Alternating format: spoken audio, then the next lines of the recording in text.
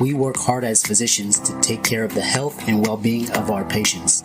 But when it comes to our money, do we have the same condition of care? Probably not. Let's change that together.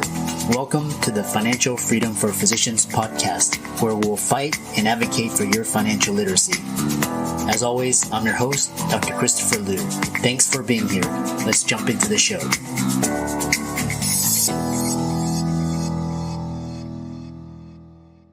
This week's episode is sponsored by CityVest. CityVest has quickly become the most popular and best way for doctors to invest in top-performing real estate private equity funds that are usually reserved for institutional investors. This unique access to investing in these institutional funds is available for the first time ever through CityVest's easy and secure online investment platform. CityVest does the hard work of conducting due diligence and vetting the investments. They even get a third-party due diligence report that is posted on their website. As a result of aggregating a several $million investment amount into their access funds, CityVest gains access to investing in the institutional investment and is able to negotiate better investment terms such as a 12% preferred return. You can check them out at cityvest.com or go to the link in the show notes below. So welcome everybody to this week's podcast episode for the Financial Freedom for Physicians podcast. And I'm your host, Dr. Christopher Liu. And as you know, we talk about 4 different types of freedom: time, financial, location, emotional freedom. And what started out as physician guests and listeners has now expanded into business owners, investors, entrepreneurs, coaches. So hopefully the two can benefit from each other.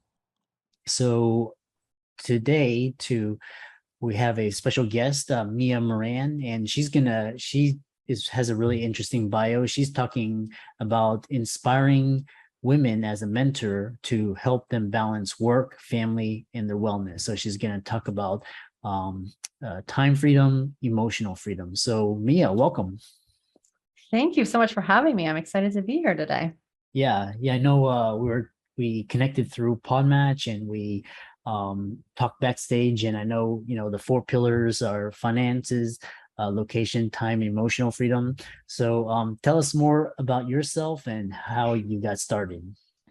Okay. So the one thing that I have not experienced that I'm assuming some of your audience has, especially in the physician space, is I have definitely always been an entrepreneur. So that definitely, I understand that is builds in some location freedom that I know not everybody feels, but we can talk to that a little bit too. So I definitely have that I don't know that it's an advantage, but I have that experience. But in being an entrepreneur, I haven't always been the same kind of entrepreneur. So I started off actually owning a pretty big design firm, actually, which I grew while having 3 kids who are now teenagers, but at the time they were babies. And so my experience began kind of as really indebted to my business and having this experience where one day I remember looking across my desk, and at the time I had 3 kids under the age of 5. So for anyone listening who has kids, you can imagine that this was somewhat of an intense motherhood moment. Uh-huh. And for sure, it was so much easier to be at work than to be at home. I fully had a nanny who was there. I felt very supported in that way. But I remember this day looking at this stack of coffee cups. Your physicians are also going to laugh at this. That was stacked up on my desk from when I had gotten to work that day. So whatever, maybe I got there at 8:30 and it was only 3, and there was 7 of them. And I was like, first of all, how have I gone to Starbucks this many times in one day? And second of all, I was always told that caffeine was supposed to give you energy, and I'm freaking exhausted. So what is going on? And so that just caused this whole, maybe a breakdown. I don't know, but it just caused this whole moment where I was like, oh shoot, I have checked off all my boxes. I married the guy I wanted to marry. We bought a home. We had 3 kids. I built this company. I had all the things. And what I hadn't really seen until I was looking at these coffee cups was that I was miserable. I was not happy. All the things hadn't brought me happiness at all. And I was exhausted. So the miserable part felt like I didn't deserve it. So I sort of put that aside for a minute and I went with the exhausted piece. And the most tangible piece of the exhausted piece was that over the course of being pregnant, nursing, all the things that one does when they have little babies, is that I had gained 65 pounds. Just Mhm. I think from the stress and like hormones and all the things. And so I decided that I was going to that needed to be what I focused on, was really my body. And so it was just sort of one thing led to another. And I would say it led to body freedom, which isn't one of your pillars, but it was definitely something I had not experienced before, where I really got healthy. And that shifted my happiness. It shifted my energy. It just shifted what I perceived was possible, because before that moment, literally, I did not know how to cook. Like, I think an egg would have been a challenge. If you told me to go buy kale at the grocery store, I might have cried. Like, that wasn't my thing. And so I really had to learn and commit quickly as somebody who didn't think I had any extra time. So I did that, and I ended up writing a book on health and food and family and how to get healthy. And I'm telling you all this because, one, I think that health was a really important, and why wellness is one of our pillars now. It was a really important piece. But I went out and wrote this book and went on this book tour and met like thousands of women. And I started for some bizarre reason in California, and I live on the East Coast. And I brought my kids with me. I homeschooled them for a year on this book tour. And I just kept like realizing that people in the room knew way more about food than I did. Like, I thought I was going to educate people about green smoothies, and people in California have been having green smoothies like long before I ever knew what one was. And so I was like, what is the problem? Like, what is going on here? And it really ended up that it was time. It was time. Like, no one thought they had the time to make change, and everybody was really craving change. And mostly that was in the form of connection with their kids, healthier lifestyle, um, easier ways to make money, all the different things. But for like everyone I kept talking to, it was like, I just don't have enough time. Like, I certainly don't have enough breathing room to change. So that's sort of how I got to where I am today, where I talk a lot about productivity and how that might look different for today and for women. That's quite an interesting introduction, because you had so much things you talked about, burnout and stress, and being a women in today's world. We'll start going down the rabbit hole. So one thing is, we hope you don't mind this brief interruption from one of our affiliates. Today's affiliate is studentloanadvice.com. StudentLoanAdvice.com is a company powered by the White Coat Investor that specializes in helping professional students such as doctors, dentists, and other healthcare professionals navigate the complex and oftentimes confusing student loan landscape. They offer a consultation as well as services to help you save money when consolidating and paying back your student loans through their different options. You can go to their website, studentloanadvice.com/FFFP. That's again, studentloanadvice.com/FFFP to find out more, get signed up on their email list, or schedule a call with Andrew Paulson. Now back to our show. You talk about having it all, and and how specifically can we each have it all, or whatever having it all means in today's society. Exactly. And I think that's like the most important piece of that, because I think we really have to define that for ourselves. Yeah. And I think especially, I would imagine, for everyone who's listening, who's still in medicine, like, as women, I just think it's so embedded in like everything, like from magazines to where we came from, to like that we either are good at work or we're good at home. And like, there's this huge divide the second your kids start school that like, you've chosen. And I've had this interesting thing of like, I never actually felt in either camp, because in some sense I had this time freedom always as an entrepreneur. So I didn't really like relate to the people who were like being told when to be at work. Yet I totally didn't relate to the moms who were home either. And so I think that was this like middle way through for me, where I was like, wait, like, why do we have to choose this? And then for everyone, no matter which you choose, whether you're going to like be a good mom or be good at work, which is ridiculous because of course you can do both those things. We so often leave self-care on the plate, and especially for like, I'm assuming that, a lot of maybe your working audience, is part of this sandwich generation. So whether you have kids or you have parents, like I just meet so many women who are actually in the middle, and like, they're not only caring for kids, they're caring for older people. It's like ridiculous what we have to do. And taking care of ourselves just gets put last. And so those are the alls that I'm really referring to. Uh-huh. And so I think we just really have to redefine what all that means and what's really important to us. And once you know what's important to you, I really believe time bends. And I know that sounds weird, and it's not like it really bends, but it's like, I never would have imagined that I had time to like change over my food 12 years ago.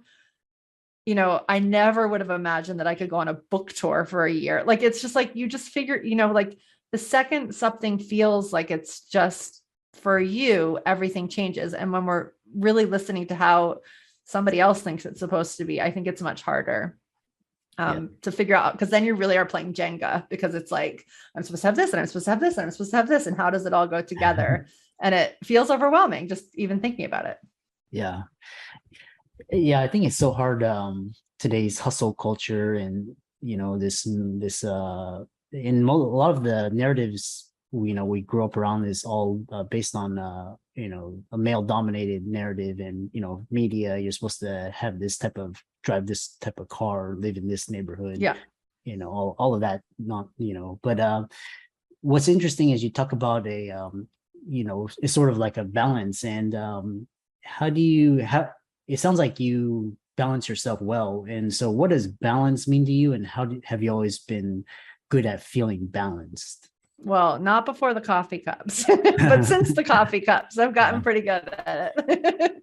And I think that what's really important around balance is just really understanding the season you're in. That's a really important part. So of course there's parts of our careers that are like, they're a little bit more hands-on, at which point we go like out, you can, I don't know if everyone's watching video right now, but my hands are going up. It's like, then you just need the bird's eye view of like, okay, this is like a work time. Like, how am I balancing that out with downtime? What does that look like? And so if you're always thinking about balance, then you're planning. And the other thing about balance is, I think, I don't even know how this happened, but when we're talking work-life balance, we're thinking timeline, a lot of us, like that's the first thing that comes into our head. And the second you're thinking timeline, it's very linear. And so it's like, you want equal chunks, but balance is actually a weight, like it's actually volume. And so if you think of like a huge plastic ball, which is hollow, which is what I'm going to call work for right now. And then you think of this like little gold nugget, like they can balance each other out. So if you just make a plan where you're like, eating well, maybe that's the gold nugget, or you're going to yoga during your lunch break or whatever, like it's very easy to balance out things that feel out of balance. And it doesn't necessarily have to be equal time. And I think that was the biggest aha for me. And I find that when I'm focused on balance, which I've had to do, unfortunately, in like sometimes not great circumstances, like last year, one of my children didn't thrive during COVID. And so it was a lot of attention toward that child, and my business thrived. Like, I just feel like when you're really thinking with the lens of balance, you figure out what it takes to balance the thing out. And it doesn't have to be effort. I think that's the thing. We always think it's more time, more effort. But I think it's just really thinking in advance and thinking as sort of the next version of yourself and what that would look like. Does that answer that question? Oh yeah. I like that analogy of thinking in terms of time and chunks, and really just focusing on that. And like turning off your email notification, or your cell and all of that. And the other thing is, what is the first thing we should look at when we're feeling overwhelmed? Just what is it? More awareness? Tell us more. Yeah. So balance, ease, joy, like all those things, they're all feelings, right? And so is overwhelm. So I think that's the first thing, is it's like, oh, like it's just catching that. And like, and, obviously there are moments when we're doing a lot of things and it overwhelms our system, but it's like, I'm overwhelmed right now. I don't have to be in a constant state of overwhelm. That's more of a choice, right? So one of the things I love to do is just catch like, oh, like I'm feeling really overwhelmed because I have this stack of, paperwork. I have this stack of patients that I have to write all these reports on or whatever, and so it's like, so, and that's feeling overwhelming, like in this moment. But that doesn't mean we have to be in a constant state of overwhelm around the fact that we always have to do paperwork. And so to me, that sort of starts to shift like the conversation of how I'm feeling about overwhelm, because overwhelm can be, to me, can just be this consistent story of like, it's too much, it's too much, it's too much. So really just like catching ourselves of like, yeah, it is too much right now. And I'm going to balance that out by leaving at 3 or going home and hugging a kid or having a healthy meal or, going to an exercise class or whatever that looks like for you. Yeah. Yeah, that's interesting. I know you talk a lot about finding flow when you're constantly in survival mode, and how maybe pushing less and being way more productive. Yeah, it's really interesting. I know a lot of physicians, especially female physicians, because they have they have their careers, but then they have to juggle their family and all of these responsibilities, so it can be quite daunting. Yeah. I mean, it's I think so many doctors are burned out just after COVID, and but I'd like to transition into food and wellness, and how does that impact work-life balance? Yeah. So can I say one thing about the thought before first? Like, Yeah, yeah. Okay. So we're going to get to food, I promise, Mhm. and how that affects it all. But one thing I was just thinking as you were saying the thing about, just burnout from the pandemic and going home, like that's a really good example of like the weight of things and just some of the things we've been conditioned to do. So I think anyone who has, I would say especially sort of doctors, um, we work such long hours. And so then when you get home, well, first of all, you probably need some time to unwind. But second of all, there's like that immediate thing that like you have to spend all the time with kids or like or connecting with a spouse or whoever's in your life. And that's an example of like the gold versus the plastic. Like, Mhm. yeah, you could spend all your free time with your kids, that you're not working, but probably that will lead to overwhelm and burnout really fast. But that to me, that's an example of like, but if I choose to come in, like take care of myself or not even come straight home, but like have a path, like, that maybe that is when I, just breathe deep in the car for 10 minutes or do a meditation or go move my body or whatever it is. And then I walk in and I'm fully present, even if it's just for 10 minutes, that's much more connecting to a kid or a spouse than like 8 hours of you being stressed. So that's an example of like how we can balance it out and it can be a lot less overwhelming. So I just had to say that for anyone Yeah. who that serves.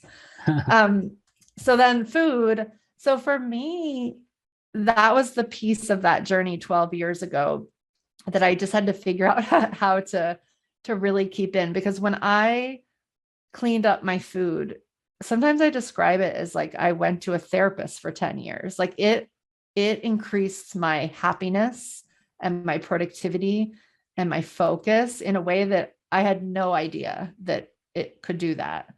And so I think it's really important that we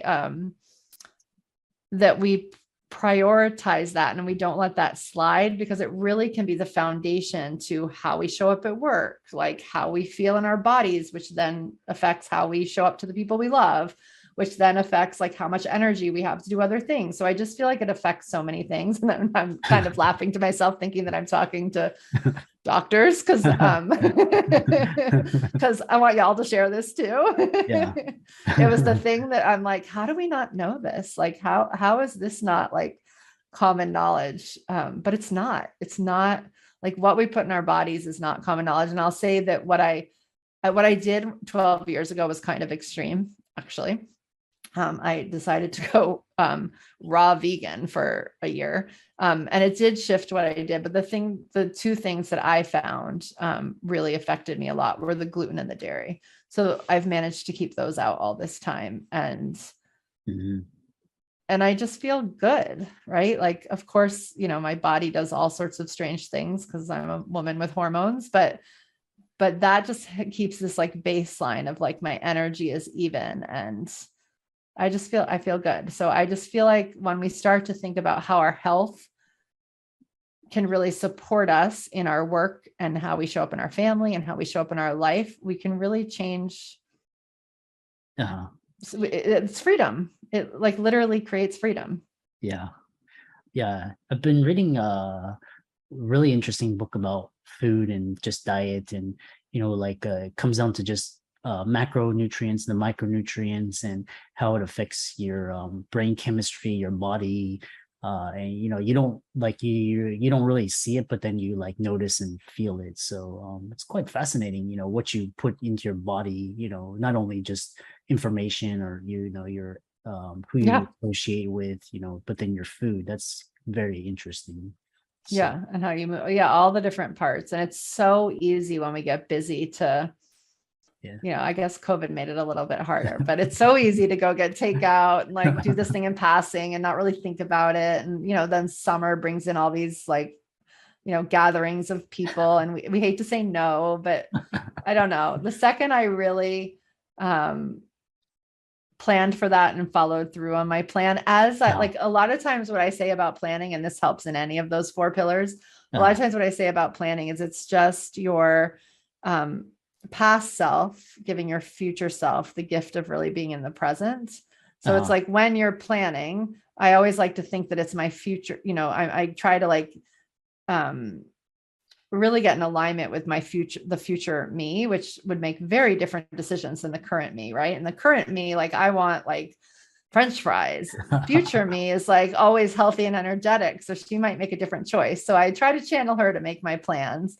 And then it's like when I'm in the moment where it's time to follow whatever plan I've made, it's like, oh yeah, like she wants these things. So it's to me, it relates a lot to money, because money, it's so easy to like spend now, but we know that saving, you know what I mean? Like there's a lot of parallels there. So food for me, it's just like, how can we make smart choices for our future, which it's not always easy to make those choices in the moment. It's been a great conversation, and I know all the particularly the female cohort will really resonate with what you're talking about. And how can people get a hold of you, contact you, maybe work with you? Any links or resources would be greatly appreciated. So our website is plansimple.com, and we have a free course there actually that's called From Overwhelm to Ease. So it just takes through the process of really understanding both as emotions and then figuring out how to plan your day. And then I also have a podcast called the Plan Simple Podcast. So anyone who listens to that can go, he listens to podcasts, that might be a really good resource. And the way that we work with people is really around planning and productivity. So we work with people to really figure out what they want and to make a plan for it. And then we literally like are very handholdy around making sure that women follow through. Because I think it's one of the places where we've been left to our own devices. We haven't been guided. And I think we all need to take personal responsibility for what we want, but we don't necessarily have to do it alone. And women very often do all the things alone. Yeah. Especially in this day and age, we have so many resources and we have communities, so it's so much easier to get started. So, well, thanks so much for coming on to the show, and we'll be looking forward to hearing about your future success. Thank you. Thank you so much for having me. I'm excited that you made it for another episode. You are truly the best. If you've been following the show for a while, you know that my passion is to bring you the education you need to find your path to financial freedom. Please come back week after week for new content, new resources, and great guests. Until then, if you haven't already, please be sure to check out the website, www.drchrislumdphd.com, for more support. I'll see you next week.